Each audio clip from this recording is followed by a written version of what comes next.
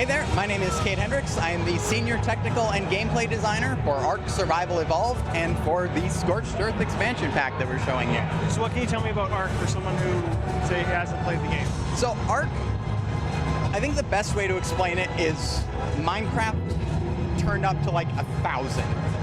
You spawn in on an island, you're just spawned in on an island as whatever character you decide to create, and you have to survive. Now, unlike Minecraft or pretty much any other game out there, frankly, you are on a living island full of creatures. These are dinosaurs, the Earth's are prehistoric creatures, and it's so hard to not be excited saying this.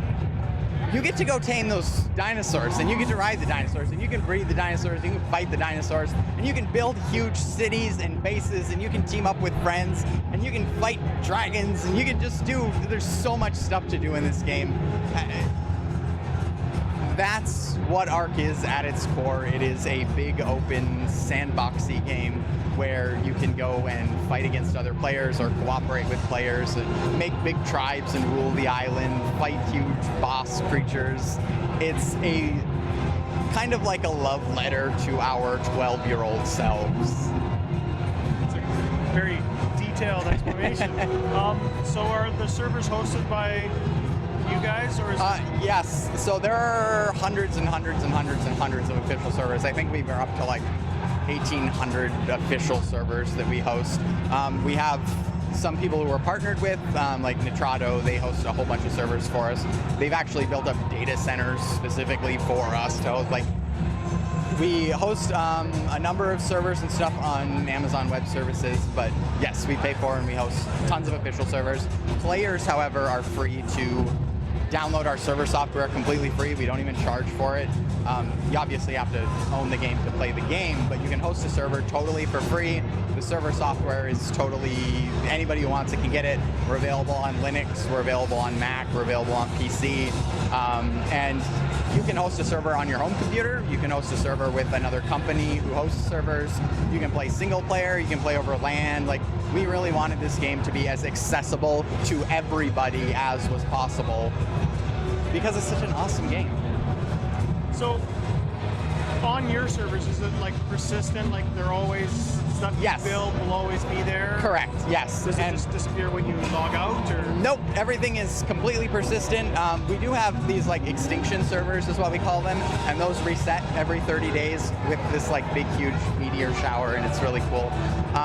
But for the most part, Ark is a persistent game. Everything you do in the game is static. If you build a base, the base will be there when you get back, unless somebody else destroys it.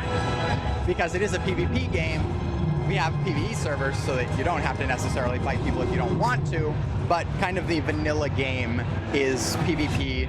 You are against the other players. You can form tribes to work together, but in the end, it is a PvP game. You can fight each other, that kind of stuff.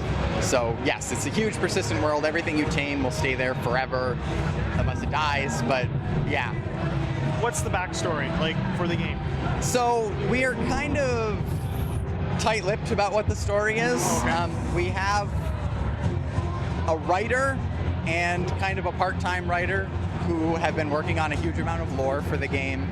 We've got a lot of environmental storytelling that we've done, especially in the Scorched Earth expansion. There's lots of stuff in the environment that kind of tells tales of maybe what has come before, or hints towards kind of the origins of everything. There are these huge obelisks that sit as giant like landmarks and beacons in the world, and it's very, very clear that these are not natural elements. So whatever those obelisks are there for, whoever put them there, that's another thing that is up to the fans for now to discuss.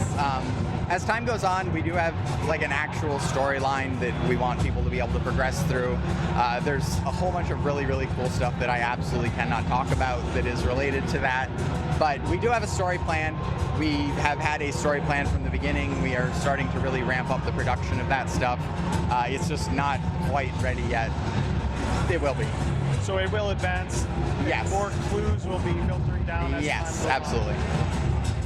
What about more DLCs? Like, obviously, the game, I believe we said was still in closed beta? Or we're in early access, which essentially means the game is, right now, we're probably entering into kind of a late alpha, beta kind of stage. We're still adding a lot of content to the game.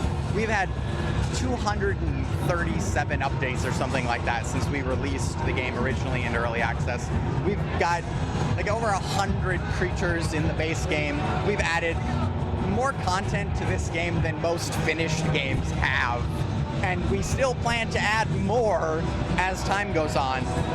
The expansion that we did, Scorched Earth, was stuff that had been worked on and it was complete.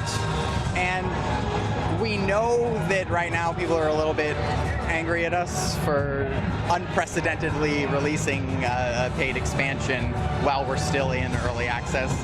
But we kind of do a lot of things unorthodox, and it felt a little unfair to the players who play our game and absolutely love the game, to sit on content that we had that was ready for them. And you can go back and forth as to whether or not people particularly love that, but the fact of the matter is that we polished the heck out of this thing, and there's so much content in it.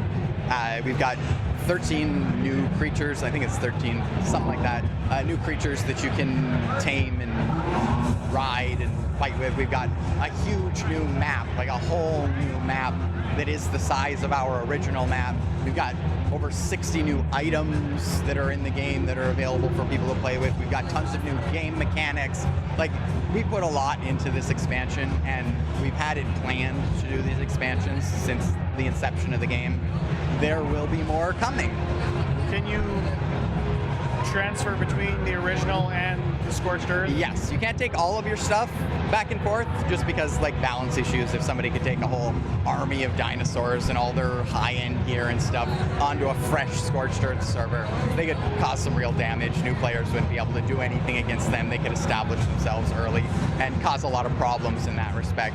So we limit what you can take to Scorched Earth, but the stuff that you can take back out of Scorched Earth, because you can transfer your character back to the main island, we're a lot more liberal with that. A lot of the items, a lot of the creatures and stuff like that, you can actually take back to the main game.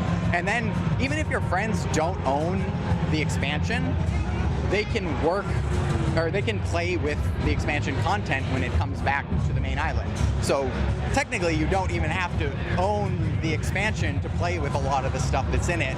You just have to have a friend who can bring some back for you. So you can have a friend bring a wyvern back, and you can have it. And you can play with it on the main island. We also allow for players to, if they're in single player, or even if you're a server administrator or whatever, you can, on the main map, even if you don't own the expansion, you can spawn in any of the items, any of the creatures. You can just use console commands and stuff to pull in any of these things. So we decided not to gate that content explicitly. The only thing you can't do is play on the new map if you don't own the expansion. Otherwise, all of that content is still pretty easily available to you if you want to play with it on the original map. Interesting.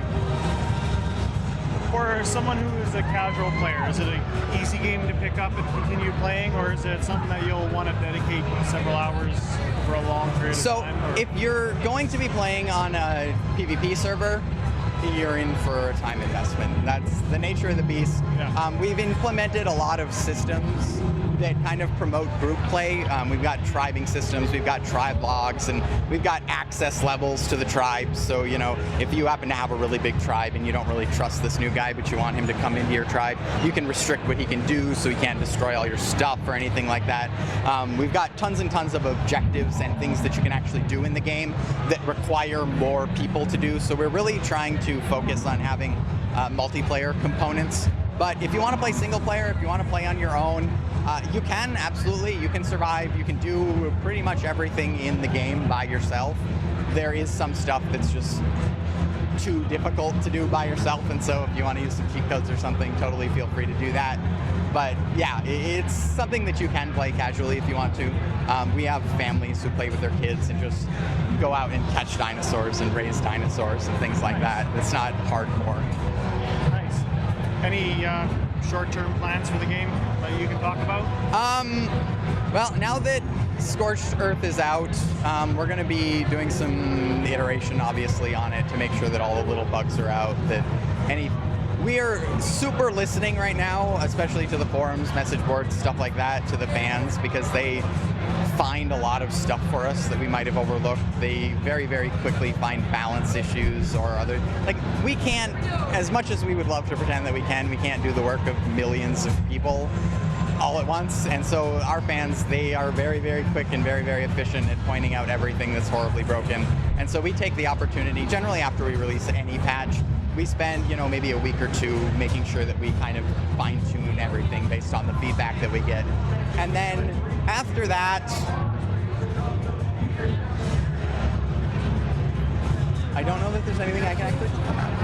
That's perfect.